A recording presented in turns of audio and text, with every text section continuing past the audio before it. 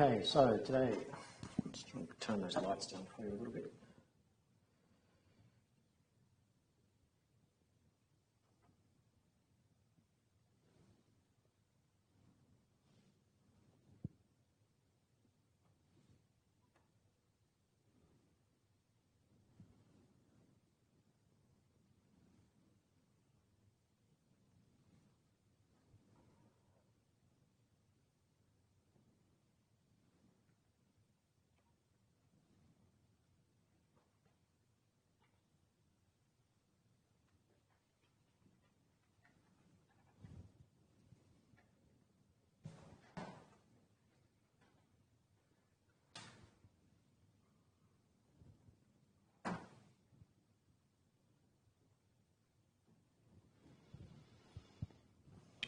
Okay, so today we're talking about public policy issues to do with new product development.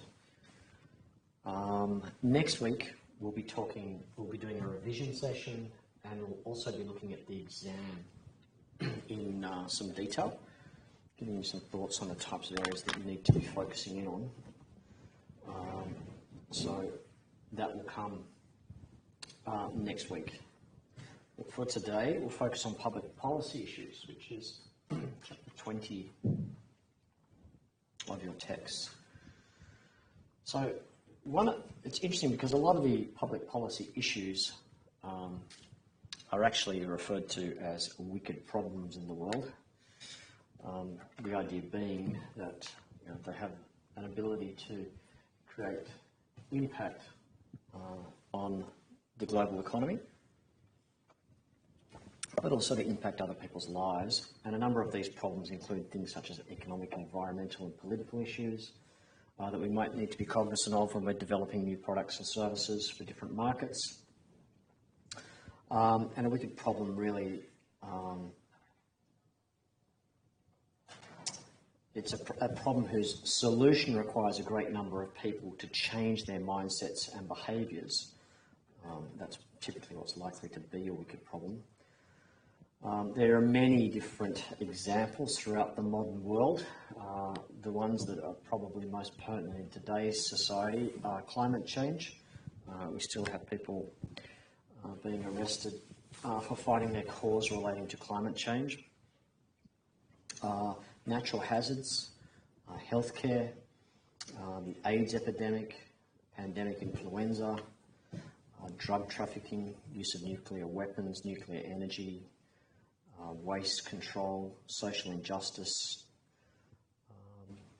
And in recent years, there's been an emerging array of problems in areas that have been identified as exhibiting elements of wickedness, such as aspects of design decision-making and knowledge management, all the way through to business strategy and the types of strategies that firms have been deploying in order to create competitive advantage in marketplaces. Can you think of any companies or organisations that you feel have been neglectful as part of their new product development process, or even just their engagement with the public? Any groups that may have taken advantage of others in doing so? Any brands that you think have sort of countervened or helped create a problem?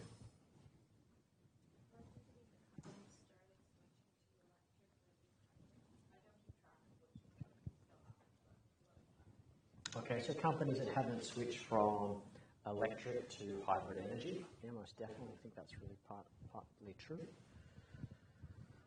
Those companies that have switched, the likes of Tesla, for example, are sort of largely leading that revolution, have been rewarded for their efforts in trying to create a sustainable change. Any other brands on any other issues?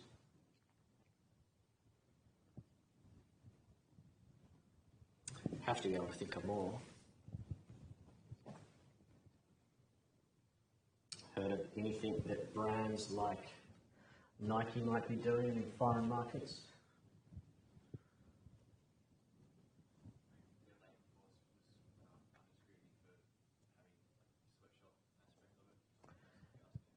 Yeah, so they were criticised for the use of foreign labour in markets like Bangladesh, Korea, and India, in trying to develop shoes that have large profit margins in it rather than giving back to society. Good. Any other brands? Any other brands that have been on the end of some good publicity around their recognition of these, I guess, external problems that they've capitalised upon?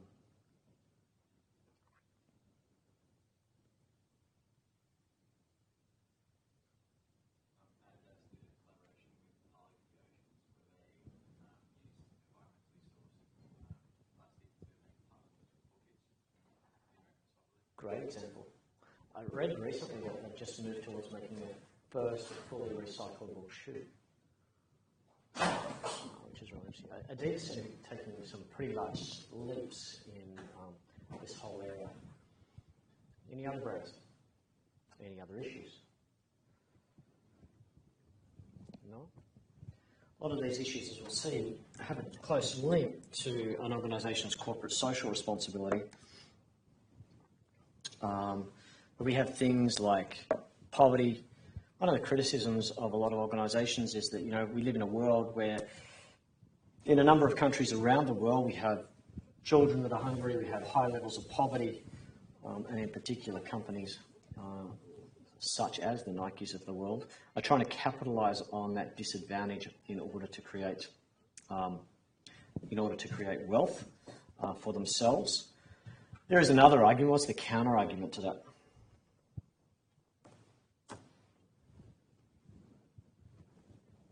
What's the counter argument?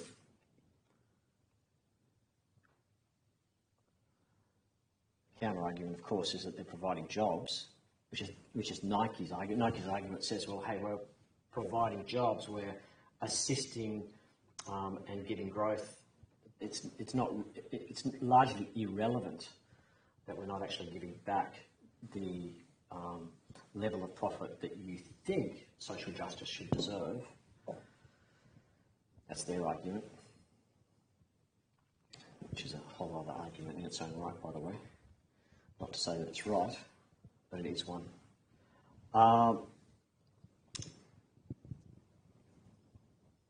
Strange, this one here I found particularly interesting, that Woolworths was profiting from poverty. I was not aware that Woolworths is Australia's largest owner and operator of dangerous high-loss poker machines. New research commissioned by GetUp shows that Woolworths targeted socially disadvantaged communities with their machines. Somewhat unusual, somewhat well divorced from the brand's key equity that I find really quite surprising. Here we have the Great Barrier Reef, which is one of the world's finest natural wonders. Also happens to be extraordinarily cheap to visit. Arguably, it could be potentially too cheap to visit. But whilst the reef can be part of an expensive holiday, the daily fee to enter the Great Barrier Reef Marine Park is how much? How much? How much do you reckon it costs to enter the marine park? Have a guess. Take a punt. I don't expect you to know, by the way, just in case you're thinking, why is he asking me that question? How would I know that? Just have a guess. Throw it out there. $6.50. The argument is that in contrast, you could go to visit the Rwandan mountain gorillas and you would have to pay US $750. And that charge has, since I was looking at that, has now been doubled to $1,500.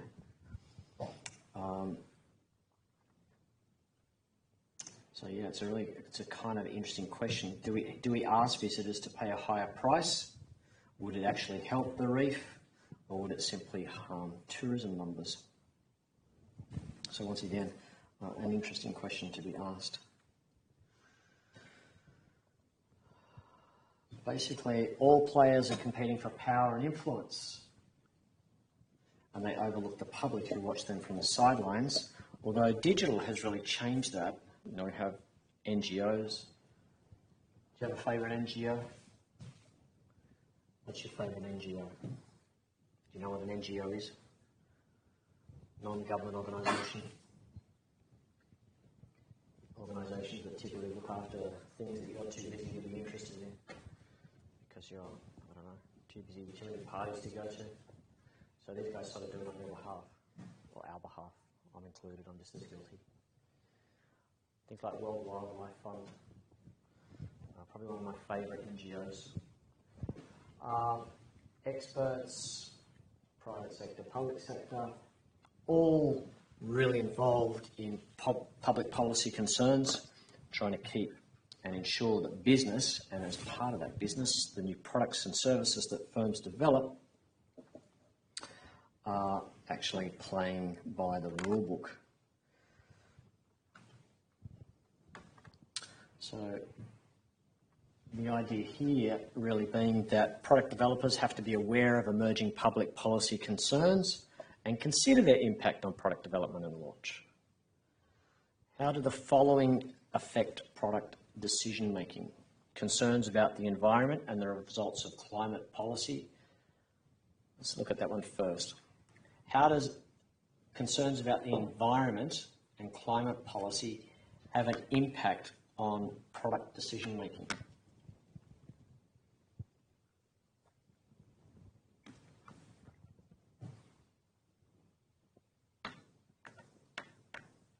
How?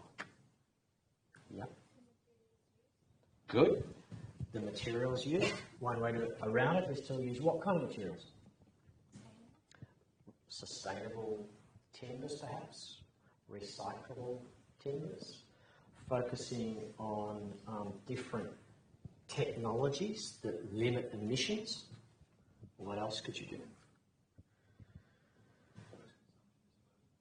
Less consumption disposal, and by that you mean? Yep, so removal of packaging is a really good one, right? But also moving to what I've got, plastic cup.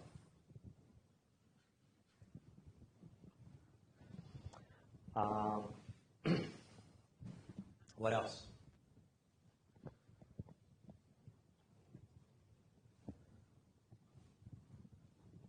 What else could they do? We're worrying about environmental controls. Is there anything else you can think of that they might be able to do?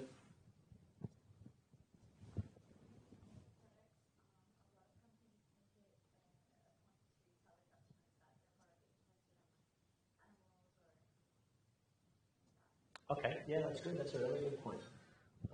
That's certainly well connected to that. So testing products on animals is another really important area. So you can see how a lot of these are emerging out of the social conscience of the public. They don't always come out of the social conscience of the public, which is what the previous slide was trying to indicate. Some come from the political environment. The political environment, for example, is having a dramatic impact on how the emission in cars in Europe, for example, have been a lot firmer than what the Australian market has been in terms of converting people into electric cars. Okay, so eventually in the UK, I can't remember what the date is, but it's very early that they are shifting people directly. You won't be able to buy a diesel or petrol-based engine. You will have to buy an electric vehicle. You can buy a second-hand one, of course, but you can't buy a new one.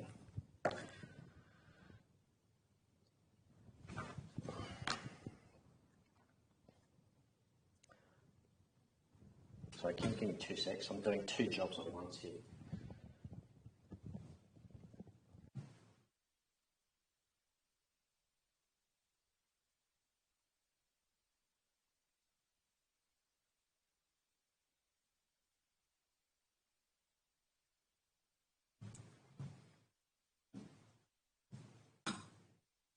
So you have an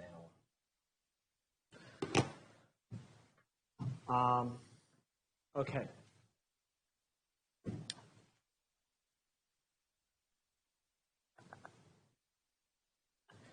We see this quite a lot as well, you know, concerns about poor diets leading to heart disease, high cholesterol and diabetes, young people. And the implication, what kind of implications are these things having on new product development, for example, for products for kids?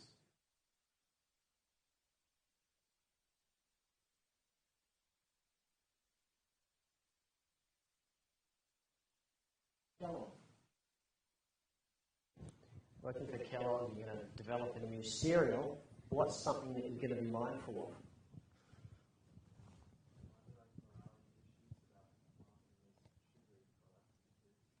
Yeah, I think there is definitely a real concern amongst mothers of marketing or manufacturing on the one hand. So we've looked at new product development incorporates two components really at the end of the day, doesn't it? One is the actual physical construction of the good, and the second is actually taking that good to market and how we're going to market it to commercialise it.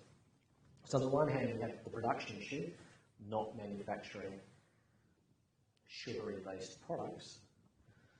And then on the other hand, we have issues relating to running specific programs that might be detrimental. Also, Coke did a really, there's a really good video actually, I was going to show it, but it goes for a little bit too long. It was a TED talk. It's a mother who was a nutritionist. She's talking about the problem where Coke ran a promotion for kids, a bit like you would have seen them run in Australia where Woolworths gives kids so many reward points, and the kids can buy stuff for their school. So you can, when my son was going to school, who would be probably around your age, he's 21, I remember it was big. All the parents were trying to encourage other parents to collect these tokens in order for the school to be able to get access to, I don't know, balls, books, whatever it was that the school was trying to recruit money for. But Coke got busted for doing this, and it found that when it was revealed that it took something like $50,000 worth of product had to be purchased in order to buy something like 4 footballs. So it was a massive disconnect between what the intended corporate social responsibility was meant to be and what the actual outcome was. Those figures may not be 100% correct, but it was that dramatic where you went, oh my God, that's outrageous, There's a real big disconnect between them. So brands do need to be careful of that as you actually go to commercialising new products. I was telling one of my other classes in 3120 on brand management, it was really interesting working on Kellogg. Kellogg had some very successful products in the US. Two products actually. One was called Pop-Tarts. Anyone familiar with Pop-Tarts? Yeah. I think they were launched here for a short amount of time. I don't think do they still exist in the Australian market? I don't think so. Anyway, for those of you who don't know Pop-Tart was like toast with a whole heap of sugary jam shit inside, right? You sort of popped it in a toaster, and it wasn't really like toast. It was more like I don't know, how would you describe a Pop-Tart? It was a weird kind of thing. You'd shove it in a toaster, and it would have the intention was it was a toast substitute, but it was high in sugar and very cake-like in its texture. And they also, but very popular in the US. And then they launched another product which was even more popular in the US, which was called Rice Krispie Treats. And Rice Krispie Treats also was launched in Australia under that name originally, and it was rice bubbles bound together with gooey sugar. Like you could pull it apart and you could actually see the sugar coming apart. The Pop-Tarts, I couldn't stand. They were terrible. I couldn't understand why they were uniquely popular in the US because they were awful. They didn't sell in this market, so they went sideways.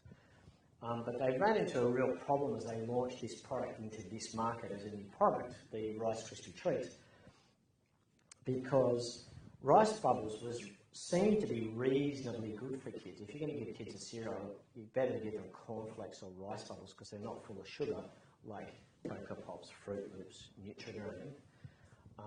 So there's a real disconnect between this brand and its equities that it owned or associations that were connected with it. So that particular product ended up having to have a name change. So they changed the name to LCMs, moved away from the Cocoa Pops brand franchise in order to try and avoid some of those issues that the brand was having at a time when they were already getting slaughtered because of Nutrigrain having such massively high sugar levels in it. Which is interesting because if you think about brands like Weet-Bix, who probably have really good consumer perceptions about health qualities, just wheat, got no sugar in it. I don't know about you, but I put more sugar on Weet-Bix than you can sink a truck with. I just pour it on because they taste like shit without it, right? So really kind of interesting philosophy there that we do need to be mindful of as we try to bring new products into the marketplace. This here is really talking about the life cycle of a public concern, which really starts with individuals beginning to sound off their concerns about an issue well in advance of it sort of taking off within the broader populace. And then there is trial support. So as the stirring over an issue increases, a champion may decide to take it on as a cause. I'm always really grateful, and I'm sure we all are really grateful for those that are brave enough to put themselves in the front line to get arrested for something that they believe so passionately about. The rest of us sort of don't get there and do that. I was watching the news the other night and dragging off people that, my age and older, along with kids, rather roughly being handled, I thought, for something that was probably of a righteous concern, particularly amongst today's youth. And you see individuals take on a public role, they get rallied support behind them, and it really is good. Then it moves into the political arena. We'll have all seen this. Suddenly, as it moves into the public arena, there's a lot of point scoring to be made. And then, ideally, these guys are advocating to these people to get regulatory change. That's really what they're doing. They're out there agitating to try and get shifts and generate public support for shifting what people believe to be ultimately important in taking things forward. The other area that is interesting is this whole area of public liability. Public liability is really changed in the Australian market about 10 to 12 years ago now. But public liability is the most complex at the moment, the most frustrating, partly because of the seriousness of potential suits and the costs of error. This came out of, this is a product safety recall, for example. Australian product liability laws are a mixture of common law and federal and state legislation. They cover manufacturer liability for goods with safety defects, statutory offences to manufacturer liability, reduction of risk of action, consumer compensation claims. Historically, product liability only applied to goods, not services. And historically, if you're an importer of a good, you were not classified as a manufacturer of a good. Okay? But today you are. So one of the biggest risks, I guess, is you are developing a product, you're working on developing a product, you're working with Chinese market. The product happens to be one that needs to be regulatory approved by a safety body. So let's say it's a child toy or perhaps a flotation device or a piece of electrical equipment, all of which need regulatory approvals and testings. You can't just go overseas, find a product, bring it in and sell it. You are reliant upon that manufacturer be it in China, be it in Europe, wherever that manufacturer happens to be. They're physically manufacturing it, but as part of Australian law, you are considered the manufacturer. Okay. So if your product happens to be sold in this country and you have to do a product recall, then ultimately it's at your cost. And you can go back to, you're the one that's going to be in trouble. The ACCC is going to be chasing you. you'll go, oh, well, I didn't make it, I bought it from someone else overseas. They'll go, well, sorry, under Australian law, you are responsible as the manufacturer, even though you technically didn't manufacture it. That's how we're classifying you here. You can't no longer hide behind your proprietary limited company. Salespeople, directors can now be personally sued against their own personal assets.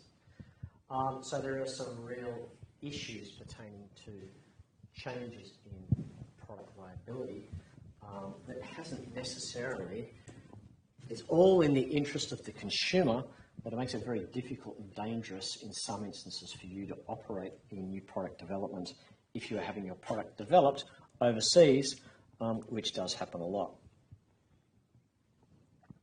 If you are having your product manufactured here, it's a different story because another Australian company is manufacturing it and they become liable. Typology of different injury sources. Inherent risk could be design defects, dangerous condition, no safety device connected to it, inadequate materials used, defects in manufacture perhaps always been a new product problem, inadequate instructions or warnings, how to use and how not to use the product, dangers after using the product. There's some interesting one here. I'll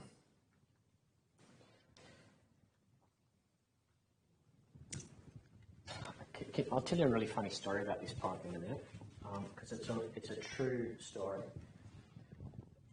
This one here is the vanishing fabric marker. Should not be used as a writing instrument for signing checks or any legal documents as signatures will fade or disappear completely. I had a student write an exam in one of these pens. I had the exam under a light, like a heavy light, in my office, and as I was marking it, the ink disappeared. That's a true story. I'm literally marking it, and for whatever reason, it didn't like the heat and the light, and the whole thing, just before my eyes, started to disappear. And I had my phone out trying to take photos of it before it all went. Because I originally had no idea what was happening. But he was using some form of pen that was actually a vanishing pen. Unrelated to new product development, but I like this one. Do not use while sleeping. I reckon it'd be spectacular to watch someone be asleep and blow dry their hair. Four legal bases for product liability. Negligence. Here the whole idea is that the manufacturer let the product be injurious. Warranty, which is a promise. There's two types of warranties. There's an express warranty. It's a statement of fact about a product made by the manufacturer. And then there is an implied warranty. So often most consumers only think about the express warranty. So they go to make a claim against something and they go, oh well, it said that it's got 2 years warranty. So I've owned it for 3 years, no point making a claim. But it might well be that in the advertising or in the standard use of the product, there might be an implied warranty, which means that you still have a claim because it is intended to last longer for a specific use. There's strict liability. The seller is responsible for not putting a defective product on the market. If the product is defective, the manufacturer can obviously be sued. There are a number of defences. Assumptions of risk, so the user learns of the defect and continues to use it regardless of the danger. Unforeseeable misuse, so the user misused the product in a way that the seller could not reasonably have anticipated. And not defective, the product is not defective despite causing injury. And then misrepresentation, implied use of the product, even if it's not defective, that causes an injury to a consumer. In the event that we put a new product into the marketplace and you you might need to recall it. So recently, I bought a set of speakers. They're portable speakers. They connect to my phone. They were quite expensive. A new company from the UK recently purchased them, and they're really annoying because the Wi-Fi keeps dropping out. So they'll play for about 20 minutes, and then one of them will just drop, and it'll pick it. It'll pick the song back up pretty quickly. But I think I paid about $600 for 3 speakers, which is quite expensive, and we expect that they're going to work, not drop out. It says that you can't have them more than 2 metres apart, which I didn't have them more than 2 metres apart. And it said it could be up to 20 metres away from my phone. So last night I wrote off to this company in the UK saying, look, there's something wrong with this, it's not working, what's the problem? So they sent me back a massive array of test instructions that are about 20 pages long that they want me to go through and try and work out if it's a problem like mine, which is really frustrating. But if this was a systemic problem, they might have to do a recall. Most product recalls normally don't relate to a fault in the product. They normally relate to something that might cause injury.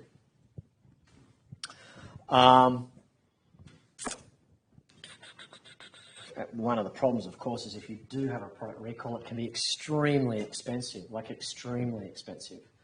You think about the product recall on VW. Like, how much would that cost them? You think about the product recalls on Takata airbags. How much would that really be costing them? You've got reputation issues then that you need to deal with on top of that. So it's really important that we consider all these things as part of the new product development process, because they can invariably be problematic for us. There's a couple of examples here. The one on the left, you see these ads as they come up in the newspaper. They do come up quite frequently. This is for a stainless steel kettle with a variable temperature control.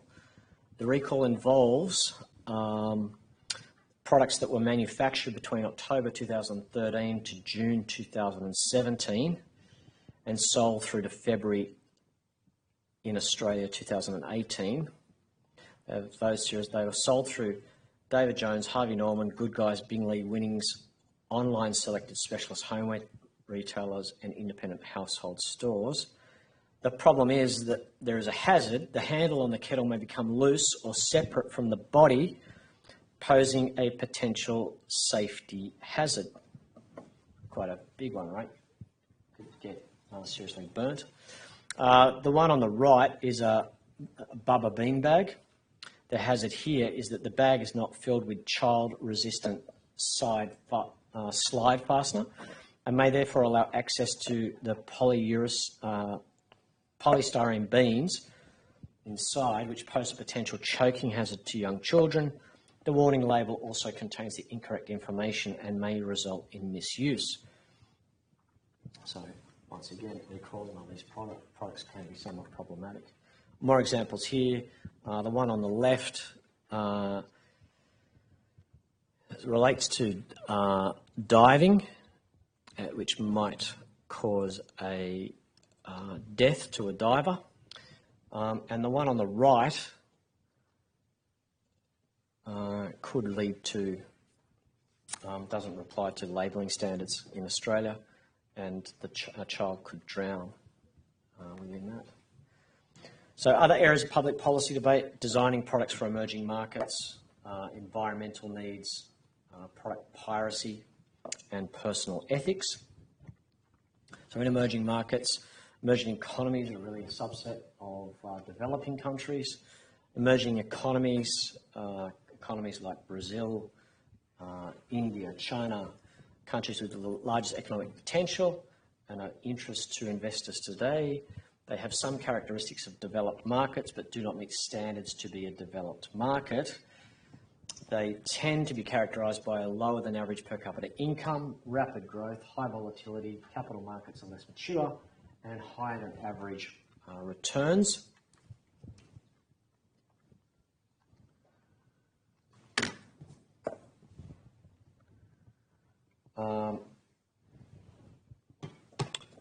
These are the key 7 emerging markets: China, India, Brazil, Mexico, Russia, Indonesia, and Turkey. Which is Interesting, these figures date back, well, this is a projection of the economy in US dollars in billions by 2050. These are the BRIC markets. So you've got Western Europe, Japan. So most of these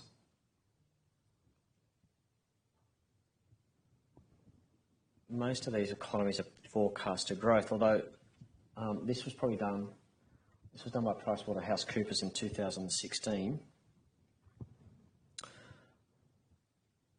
So you can see here the growth in countries like Asia, 5.4. Really quite. This is why this whole area here is of such great interest to the global world. The sources of global growth: developing countries will be home to 440 of the world's fastest growing cities, generating 47% of global GDP through to 2025. By 2030, China and India will account for 35% of the world's population. Developing countries will account for an estimated 57% of global GDP by 2030. And China and India will account for 25% of global GDP, also by 2030, which is pretty phenomenal figures. Interesting video, a model for emerging markets. Let's have a look at this Sky Chat.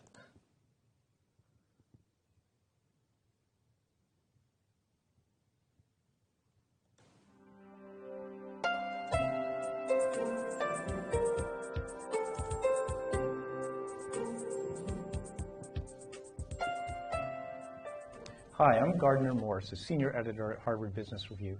I'm pleased to have Matt Eyring here with me today. Matt's the president of Innosight, a strategy consulting firm based here in Boston, and he's the co-author with Mark Johnson and Hari Nair of an article in HBR's January issue entitled New Business Models in Emerging Markets. Matt, thanks for coming over. Great to be here, Gardner. So 20,000 multinationals are operating in developing markets, and you write that the major problem they're having is that they've got their business models wrong. What do you mean by that? Well, companies who really think they've changed their business models for developing markets haven't. They've tweaked them around the edges. While some have even established local R&D centers, local country leadership, they really haven't fundamentally rethought the business model from the ground up. It's primarily been an exercise in cutting costs and saying, how do we de-feature a product or de-feature an offering for a market that can't afford it or doesn't have access to it, instead of really rethinking the fundamental value proposition from the perspective of the local customer.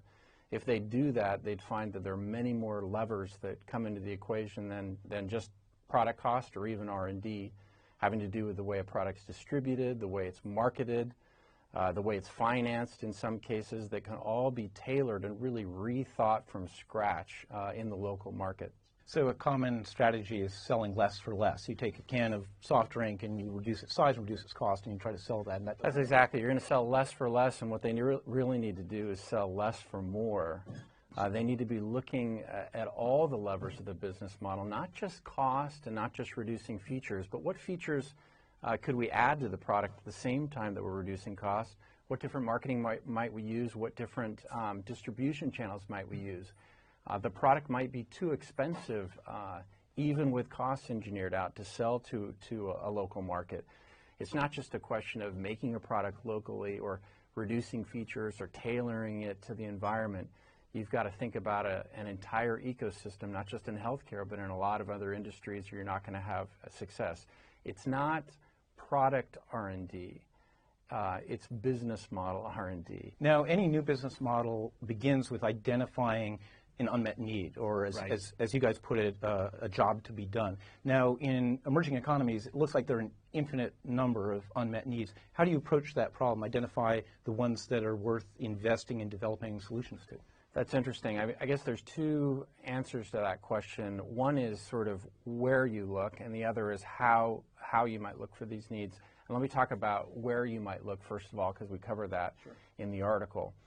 In general, and this is not always the case, but I think it's a pretty good rule of thumb, in the developing market, there are two types of products and services sold, two submarkets, and one of them is at the very low end. There is a proliferation of products and services that are very, very low priced but low quality. A lot of them are domestic companies serving the masses.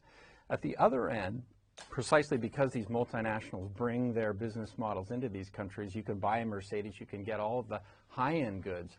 And those appeal to a subsegment of the population because these countries are so big. I mean, there's 1.2 billion people in India. You're going to get some people who can afford it. You're going to get some people who can afford those things and who want those things and where your business model works. You've got to localize it. You've got to tweak the marketing in some cases, but you're going to find a market there.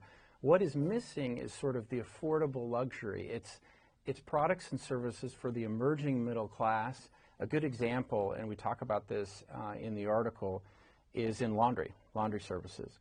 So we provide advisory services, but sometimes like to venture out and actually invest our own money and on ideas that look interesting to us. One of them was a laundry business where we observed at the very low end, you know, for very few rupees, you're able to give your clothes off to Adobe, where they're going to, you know, hit your clothes with rocks against rocks and perhaps wash them in an unhygienic situation, get them back to you in a few days. There's also very, very high-end dry cleaning services or laundry services that are quite professional, but they're expensive. I mean, these can cost, you know, upwards of 50, 60, 70, 80, 90 rupees per garment. And, out of reach of a lot of people. Out of reach of a lot of people, and you're not going to get those back, so it's inconvenient and expensive. In between those options is this missing middle. And this was one of the ideas that we had, which is, could you create a laundry service for folks who really can't afford a washer and dryer or don't have one or where it's not convenient, but as if they had one on the street corner where their clothes they could wash very easily, conveniently, and pick them up again. And do it, by the way, with quality detergents, have them washed in a way that's hygienic and a high quality product, but quickly and cheaply, closer to the price that you'd pay if you went to a low-end Adobe. So you created a pretty innovative model, and you brought along I did. I brought along just a replica, just a little bit of a replica scale model. So if you can imagine this blown up to about 7 feet tall and 4 feet wide, you get an example of this rig. It's branded as Shamak. Yep. We call it Village Laundry Service, and essentially the idea is I'll just open up the door. It's a freestanding kiosk, so we could roll these things into, say, near a university, near an apartment building, anywhere where the foot traffic, the footfall going in and out of a place of residence or a place of education might be high. We can easily move them around and test where the demand might be high, and we can take this. There's a little table that goes outside. You'll then see we've got a washing machine here that's hooked up.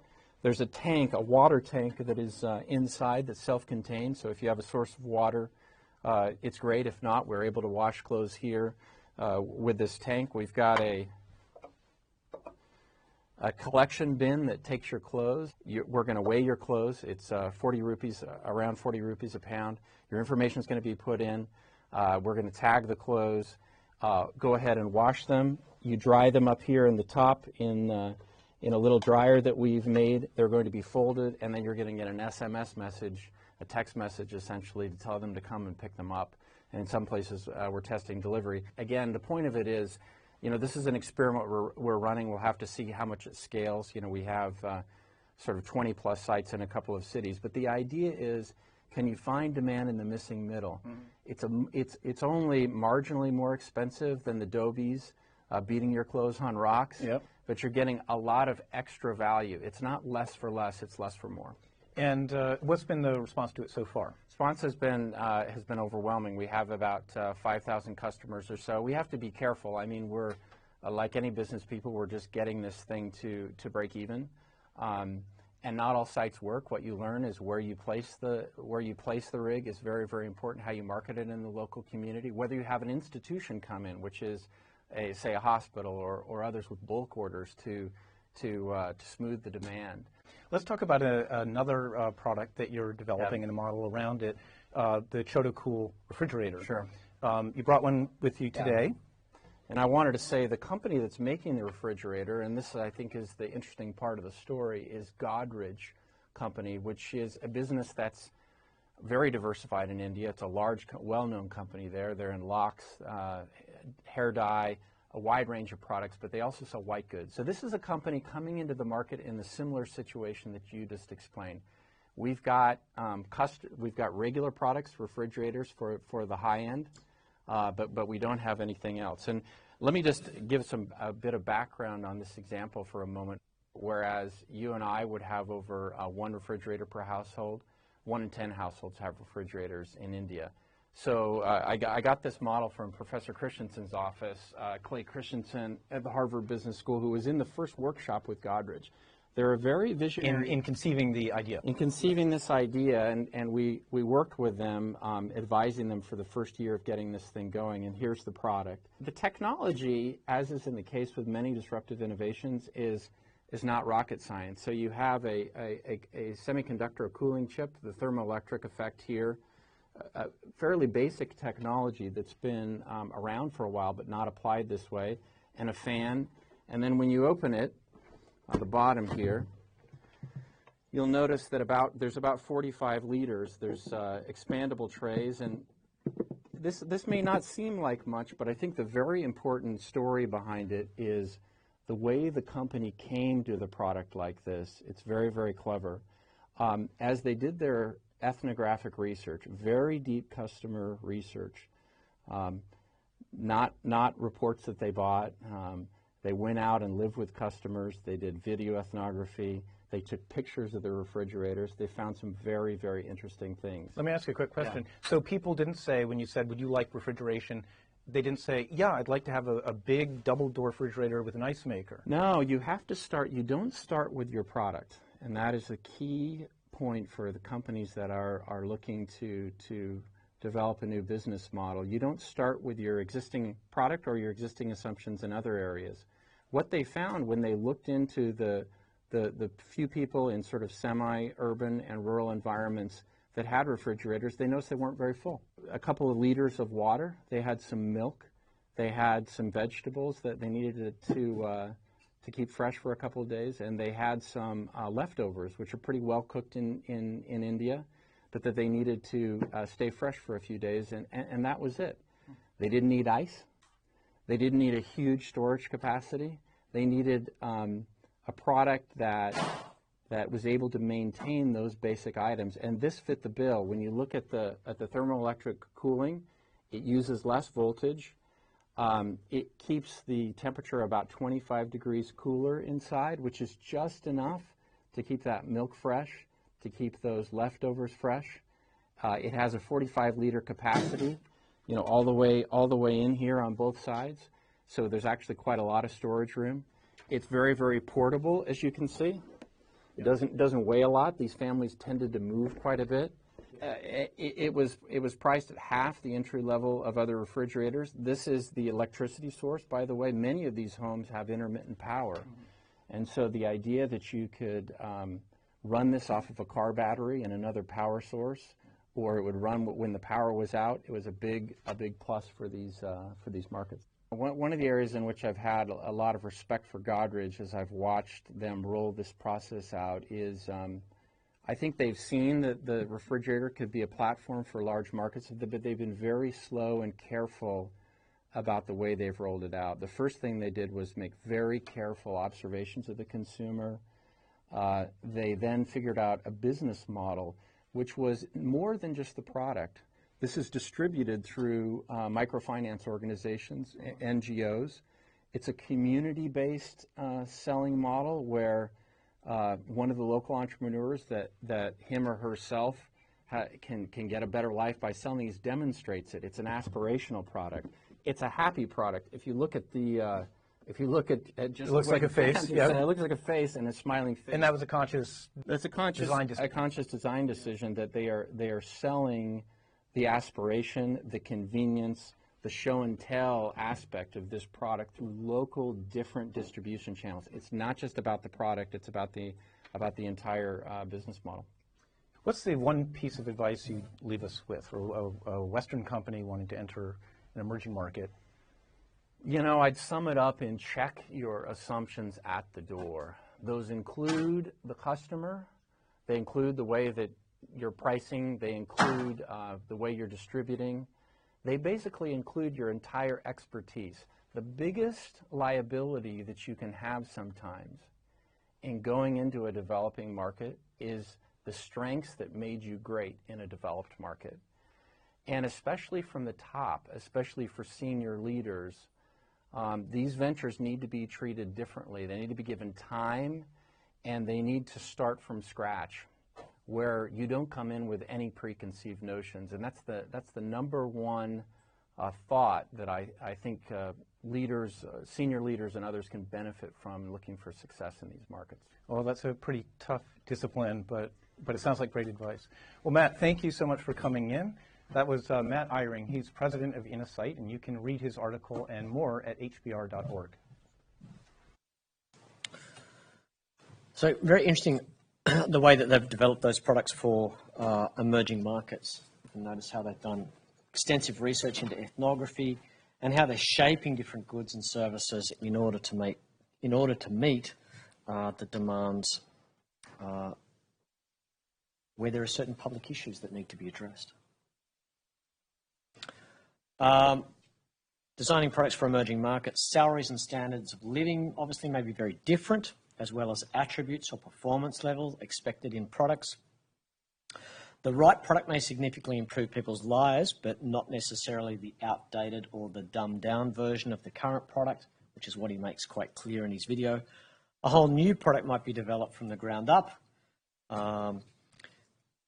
And, you know, it's thinking about what are the opportunities, what are the threats that might be surrounding the firm, and developing those goods and services that ultimately meet the needs of those discrete populations. Some basic questions to define opportunities versus threats when developing new products for emerging markets. Should we develop new products or new technology in the emerging market, full stop? Should we de-feature a current product or build a totally new product for the emerging market? Should the product be designed in the emerging market, and by whom? Is there a risk of having the emerging market product re-imported to the home market where it can actually cannibalize sales? Is the technical talent from the engineering market helpful and trustworthy? Are there any intellectual property risks or development or engineering that is in the emerging market? Environmental needs. A new product is said to hurt the environment if its raw materials are scarce or hard to get. Its design or manufacture causes pollution or excess power usage. Its use causes pollution. Its disposal cannot be handled by recycling. That brings us to sustainable design, where new product design is about reducing the negative impacts. The best success is when business objectives are aligned with environmental initiatives, and product teams will otherwise not feel supported in pursuing projects with real environmental benefits. And it requires taking a leadership position in green product development that could turn out to be sustainable, to create sustainable competitive advantage. Means developing products that are environmentally friendly. This is an interesting video again about how to design products that can change the world.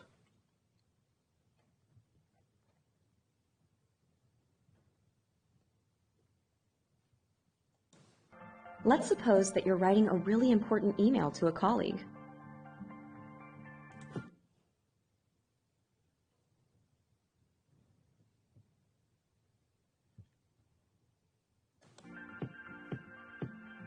Or a post on Facebook that all your friends will see. Or a paper for your English class that you just have to get an A on. Or a resume for your dream job. Or a message to your crush on a dating site. The point is that you write important things each and every day. And whether you're an English professor or an English learner, we all could use a second pair of eyes to help us make sure we're always putting our best foot forward. Enter Grammarly, a writing app developed by some...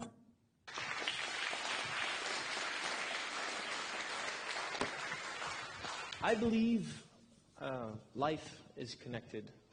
I believe people are connected to their social and physical environment, and I believe mankind is connected to the planet. But our society has lost touch of this connection. We've built a society that thinks in straight lines, right? We buy things, we use things, we throw them out, period. We have companies that try to achieve maximum growth, maximum profit, maximum efficiency, and nature works slightly differently, right? In nature, when you use something and you throw it out, it rots, and it becomes a source of new life. It's a cyclical process. In nature, there's a dynamic balance of species that are intricately connected to each other. So I believe our future is based on an integration of these two worlds, integrating that industrial society with its natural roots.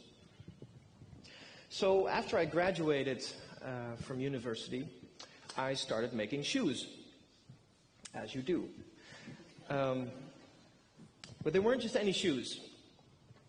They were the world's first, biodegradable shoes that bloom.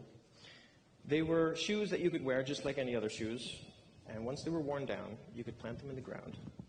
And the seeds that we put inside the tongue of the shoes could grow into a beautiful bouquet of wildflowers. And of course, the shoes would decompose into the earth. It was based on a notion I had in university that products can be more than just perform a function and look a certain way. They can offer us a new perspective on how we see the world, and they can connect us to a bigger reality. Now, that goes into how we experience products. And to explain a little bit how that works, I'm going to do a little quiz with you. Now, you don't have to raise your hands or call out any answers. Just play along in your head, and we'll see where we end up. I'm going to show you 3 axes. The question is, which is the best axe for cutting wood when you look at these 3? Chances are that you probably took the first one. This is how we experience the first dimension of product design. Utilitarian function. What does the product do? How does it do it? How well does it do it? Is it comfortable? Is it durable? Etc. Second question. If you have to divide these 3 words between the axes, which one would you say is aggressive compared to the other ones? And which one is modest? I'm going to give you a little bit of time to make up your mind here. If you're anything like my friends, you said something like this, right? First one's modest, second's elegant, third one looks a little aggressive.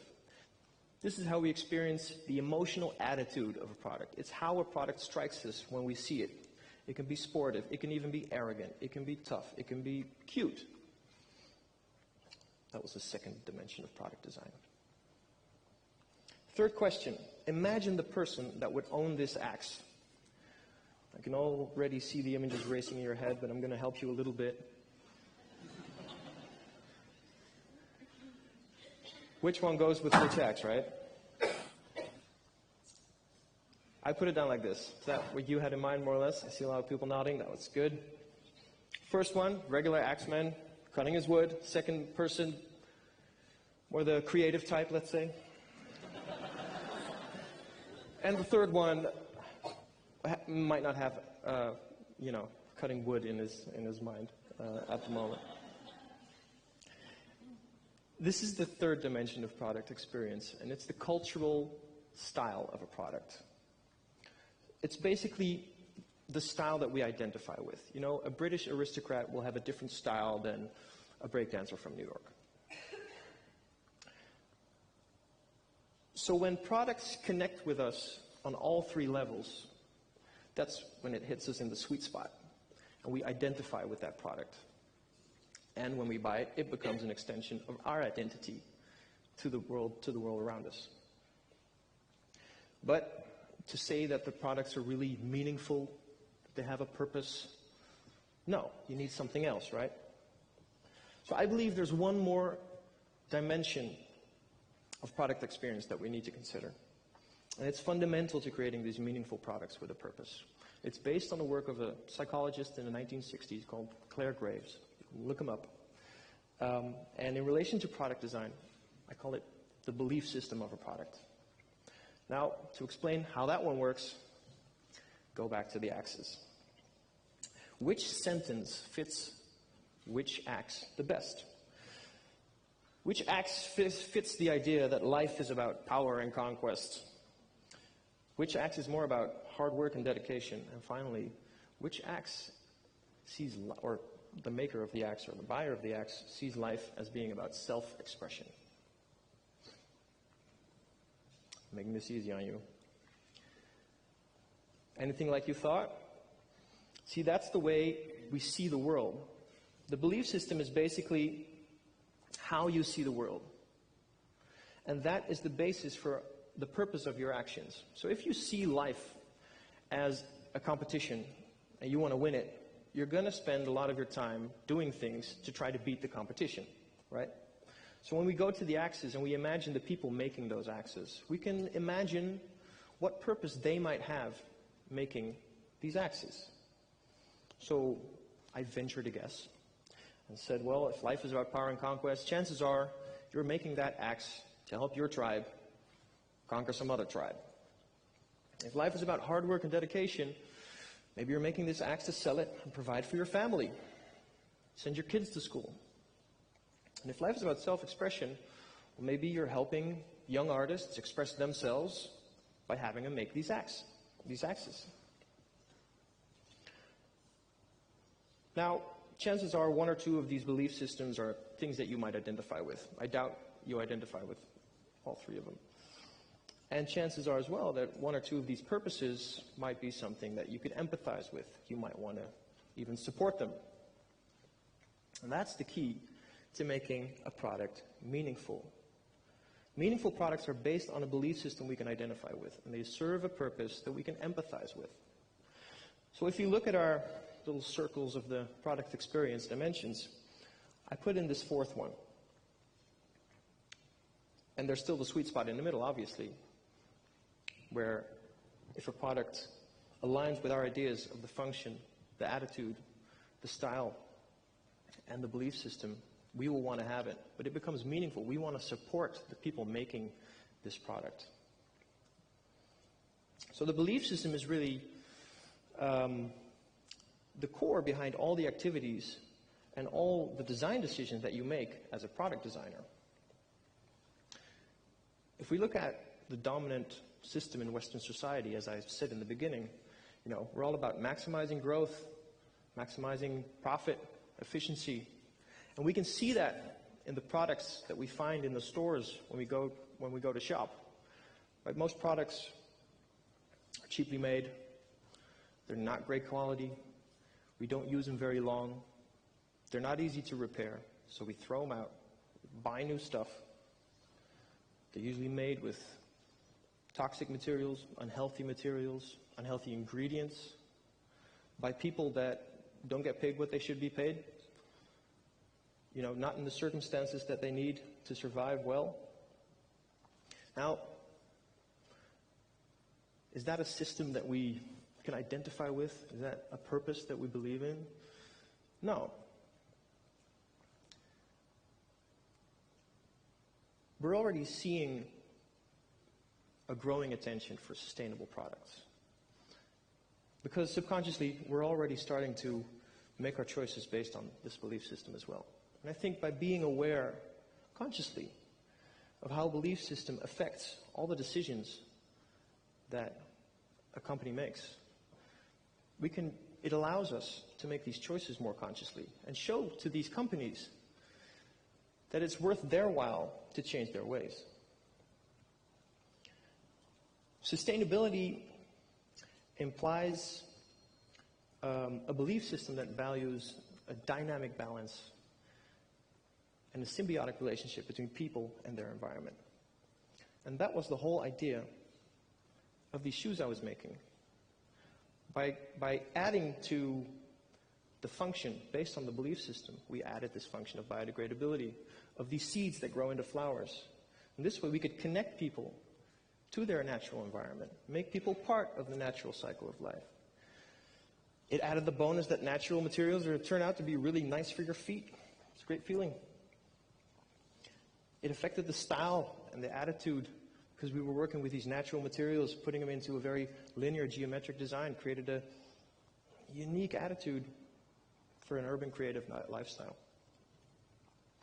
But it affected our decisions in terms of supply chain and other things as well. You know, we chose to make them in Europe, keep the line short, be able to secure that people got paid what they needed to pay in the right circumstances. We sourced all of our materials in Europe. And even the people making the shoes said, hey, we really like you guys because otherwise we make shoes with glues inside and we're inhaling these vapors the whole day. We go home stoned. And, you know, our shoes were made without glue. It's a much better experience for them. So it's our choice what products we buy. And by making that choice, we force companies to make this change. And when companies are aware of how the belief system is at the core of all their activities, they can evaluate all those activities. They can look at who are the owners, whether they're private or public, what are their purposes, what do they see life what do they see as the goal of life? You know, how do we treat our employees? Is it a competitive system, a cooperative system? How do we award them? How do we approach our customers? How do we relate to them? How do we treat our partners in the supply chain? And finally, how do we treat the planet?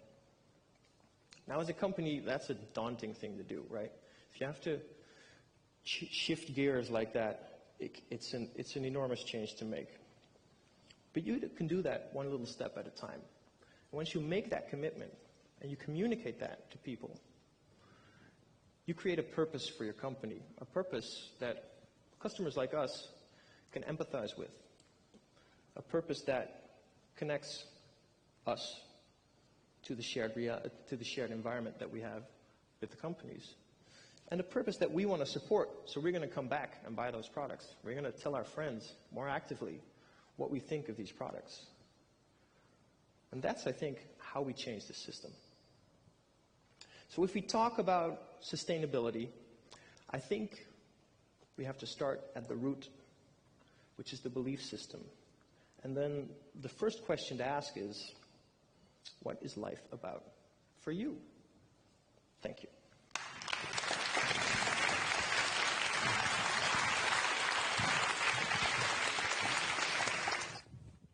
So another interesting perspective in developing products that can be designed to change the world in order to, I guess, connect not only people to their environment, but to connect more strongly and more empathetically customers to the purpose of the firm. And there's many examples of firms that are doing this particularly well, and then many examples of firms that are completely ignoring it. And I think the ones that are doing it well tend to be well supported, and those that are not struggle in some instances. It's interesting that purpose also moves Nike. Their purpose is to use the power of sport to move the world forward. We believe in a fair, sustainable future, one where everyone thrives on a healthy planet and a level playing field. So this was a shift in the Nike positioning following a lot of the issues that pertain to this organisation around the time when they were criticised for using cheap labour in third world markets. 75% of all Nike products contain recycled materials. All air sole innovations compose at least 50% recycled materials, and Nike's dye colouring process for air soles allow 99% of recoverable dye water to be recycled.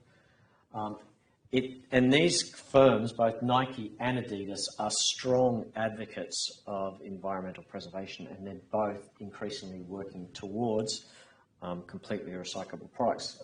Unfortunately, Adidas beat Nike to the punch, my understanding is, coming out with the first 100% recyclable product. This girl here is at Nike. She is talking about Nike and its commitment to innovation. You can just watch her quickly because we'll finish up after this. There's not much after this, so she's quite interesting to listen to.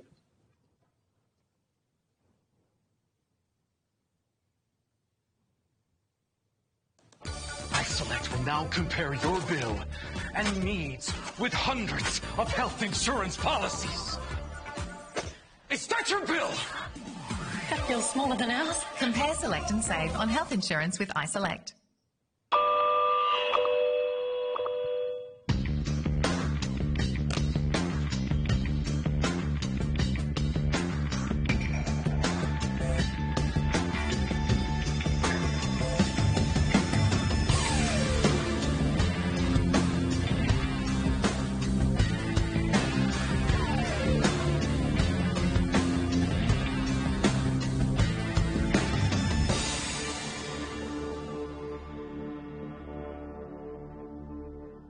Since the early 90s, sort of Nike went through that really difficult patch where it had accusations of child labour. Can you just briefly describe what's been the journey since then to now?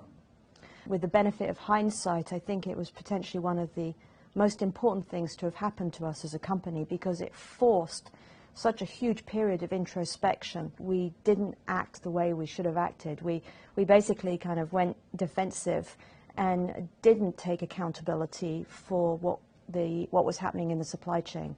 And I think that really put fuel onto the flames. It took us till about the mid-90s to begin to get to grips with the fact that there was a new paradigm in the world and there was a shift in terms of the expectations on a company. And at that time was when we began to build out a corporate responsibility practice, but it was still, frankly, very much on the risk mitigation, reputation management side of things. Where we are today is having come through that journey, had to go into looking at our supply chain and really beginning to understand what our environmental and social impact is. It then got us to a place where we realized we needed to partner with civil society to try to solve some of the issues that became much more apparent to us. Today, the function that we have called Sustainable Business and Innovation really sits at the heart of the company's strategy for how we're going to grow and continue to flourish in this century. So it's gone from being a risk management, a reputation management function to one that's about innovation and literally transforming the way we do business. How can you, as a company, talk about growing and flourishing if not everyone can do that? How can you do that and be sustainable? I think in the past we're much more focused on how do we make today's model better. Now we're focused as much on how do we define what the new model needs to look like. And the new model has to be one of sustainable consumption. And how do we decouple our business from scarce and constrained resources so that we can enable the consumption that people want and need, but that we do it without pulling from the scarce resources. One of the key issues and one of the things that people are feeling is that consumers actually aren't responding and they aren't actually calling for change. So how are you going to actually build that relationship with consumers to actually change that? With us, what we've been doing is thinking very carefully about how do we create a dialogue with our consumer and how do we create tangible, practical action that they can take. A really simple piece of that is we now, in all of our US stores, have an ability for the consumer to bring back any shoe, not just Nike shoes, and have them recycled and regenerated. I think you're going to see us beginning that conversation with the consumer, and I think you have to be very transparent that there continue to be challenges in today's model whilst trying to make it better and move to the future.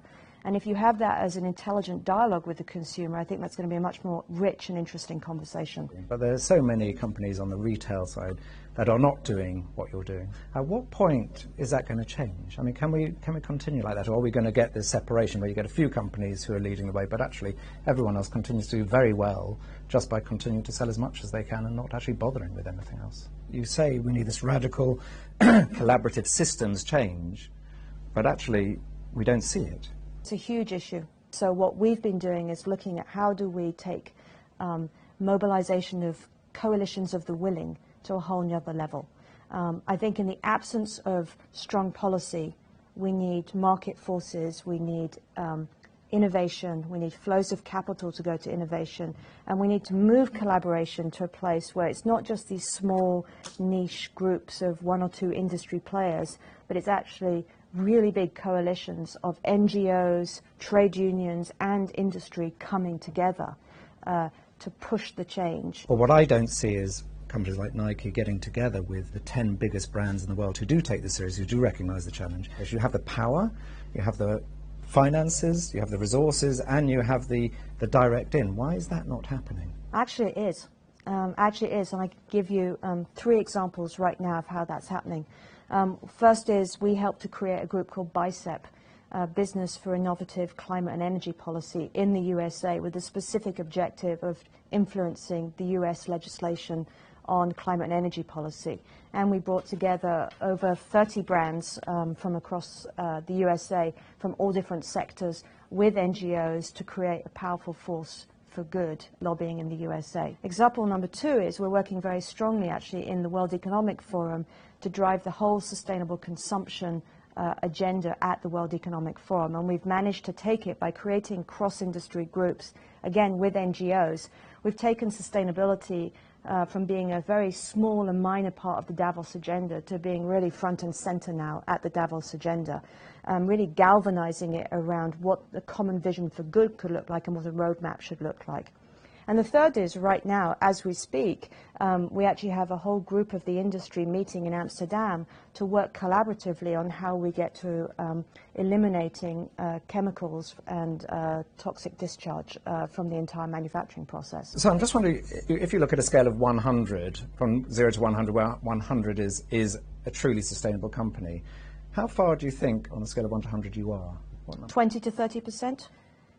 And I would say that I think the first 20 to 30% has been some of the most crucial work for the industry as a whole and for Nike as a whole. I think that looking forward, the things that are going to have some of the most powerful triggers for speed and getting to that end state are innovation, just simply by creating something that delights in a new way and shows what good could look like. I see you're wearing a pair of fairly vintage Nikes. I mean, is innovation just about fantastic new materials, or is it actually about saying, actually, Nike shoes, you could resell them, you could have a second, I mean, can describe the levels of innovation and what it might look like? So I think you have 5 different levels of innovation. You have product innovation, you have process innovation, then you have revenue generation innovation. So how we create new models that generate revenue, not just from products, but from services, is one key element of our strategy. And then you have enterprise innovation, which is really how you rethink the entire model of the enterprise. And then you have industry innovation, where you really change the entire industry. And what do you think is going to happen? Let's say you look 5, 10 years ahead at Nike doing all this and another similar company not doing this. They're going to be at a massive disadvantage. The inputs to a business like ours, all of them are increasing in costs. It is materials, it is labor, and of those materials today in most companies are materials that come from resources that are at risk or becoming increasingly constrained. So put very simply, any company today that is not thinking now about how to invest in thinking about sustainable alternatives is going to literally find this to be a financial issue in the very near future. So why don't you think companies are doing that? I suspect that what a number of companies fall foul of is an over-focus on the short term versus the long term. And I think that the issue of sustainability is an interesting insight into how sophisticated, how experienced the management is. What's the biggest risk you feel you're taking as a company in this area? What we end up doing around open data makes some people nervous and I think has massive opportunity. But it definitely hovers on the edge of what is intuitive to big consumer brands who have been brought up with an approach to the competitive nature of information. And what do you think is holding you back, stopping you from really sort of shifting the speed? It is the scale of the change and the importance of bringing people along with you on that journey and making it something that will last, not something that will be niche, not something that will be temporary, but something that will be a long-lasting, really embedded change. How do you see the relationship between business and government changing? I think it's enormously difficult. I think that there is a large element of business, progressive business, that is finding the discussion with policymakers very concerning and very difficult to get traction on. And so I'm not convinced that's going to change in the near future. While you have some progressive companies, you have this enormous long tail of companies, either that are energy companies or energy intensive companies, who are actively seeking to stop any change. So what can you do within your sphere to sort of actually either out them or to actually do something to fight that? Well, I think at the moment the best we can do is put a wedge in the door. What's your fear around that? Because, you know, there's all this change that needs to happen. You see what needs to be done. You see the pace of change being so slow. You see the complexity. And you see that time is running out. How do you deal with that personally? How do you experience that? Well, on my good days, I'm the eternal optimist, and on my bad days, I'm very deeply, profoundly concerned by the scale of the challenge in front of us and the ticking clock. And I think you have to hold both, because they create the urgency that gets you up every day. What is the essential difference that allows Nike to be talking about this publicly in the way you do? I think there's a culture of humility from having learnt the hard way what it is to have really messed up.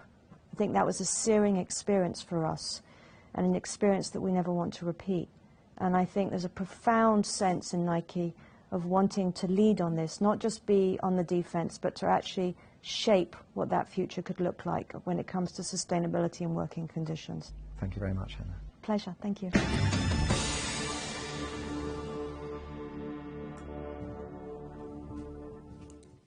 So interesting perspective from Nike, quite a shift in their stance prior to their earlier positions that led them to be somewhat controversial.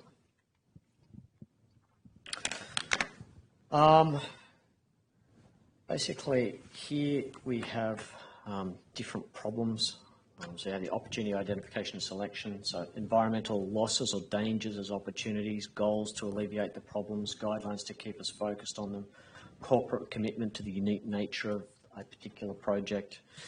At the concept generation stage, we're at problem-based ideation. Selected analytical attributes approach works on current methods of avoiding or solving the problem. So really, here what we're really talking about is the different elements and different levels that firms can really engage with at the launch phase in order to bring about shifts that might create bigger futures for brands as we move into resolving new products that might help create a better planet. One of the biggest issues with new product development as a separate sideline is this whole issue of product piracy. We know, for example, that piracy is rife throughout parts of Asian countries, largely because there are not the laws that there are in other countries to protect those rights. Counterfeiting is unauthorised production of goods that are protected by trademark, copyright or patent. Brand piracy, unauthorised use of copyrights or patented brands. I'm sure a lot of you have had a $20 Rolex. It doesn't quite feel the same as as a real Rolex, but nonetheless, you go to Bangkok, you go to Hong Kong, go to China, you can pick those up relatively easily. This is another video which I won't play. It's actually all about the Chinese counterfeiting market and the impact that is having, and how companies like Amazon are working to try and fight that, to remove counterfeiting in the marketplace, which is problematic and costing the world a lot of money and organisations a lot of money, particularly companies like Louis Vuitton and a lot of the high-end goods, such as watchmakers, handbags, etc., etc. This too also looks at the economic impact of counterfeiting. You can watch this in your own time if you're interested. Just once again, it talks about the financial cost and the impact to GDP as a result of a lot of the counterfeiting problems that exist. Personal ethics, what would you do managerially, not individually? You introduce a temporary product and you're told to let distributors of your sales force know it's only temporary and it will soon be replaced. You're marketing a new seminar service to train bank personnel in investment counselling, but you don't know they will really learn how to counsel. You're working on an item to be sold to virtually every kindergarten to year 12 school. You calculate gross margins at 80%. The price could be cut in half, and your company margin could still remain at 60%. So a whole idea of the text introducing these range of questions are really relating to ethics. What kind of ethics do you have as a marketer? And these ethics are going to change across organisations and also be fitting with the types of causes and the types of purposes that firms are wanting to fulfil. Part of the idea that the text really tries to wrap all this up in is that, you know, these kinds of public policy concerns should be included in the Product Innovations Charter. It relates to where others were talking about this issue of market testing and also educating companies, personnel, customers, working with external organisations to refocus on a firm's capacity to do moral good. And we know that corporate social responsibility is becoming an increasing item to create differentiation for firms in modern markets, and an increasing number of organisations, as part of the new product development plans, are putting in place clear procedures within which to make sure that they bring in sustainable products and operating in a way that has a purpose beyond just the financial realm. So that really ties off the last chapter in the text, and certainly the last stuff that we will be looking at as part of this course. I hope as you're preparing for your presentations and your final report that everything is going well for your group project. Next week, as I said, we'll have a revision. I'll talk to you more specifically about the structure of the exam, the types of things that you should be focusing on in preparing for the exam, with the view of making sure that you feel comfortable going into that exam. Okay? Over and out. See you all next week.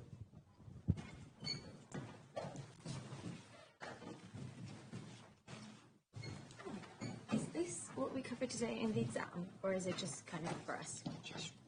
All right, so we don't need to necessarily do the briefing and everything for the exam. All right, thanks.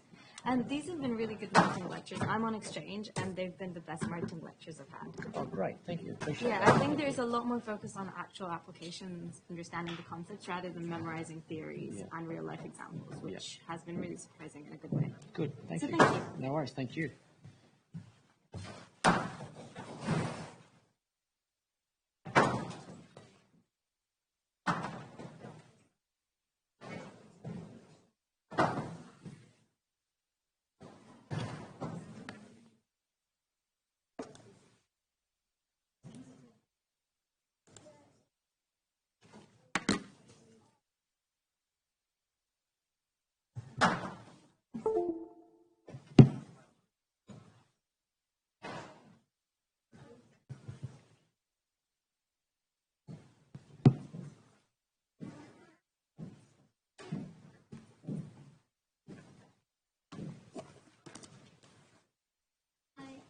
The lecture slides not on the cameras. Can you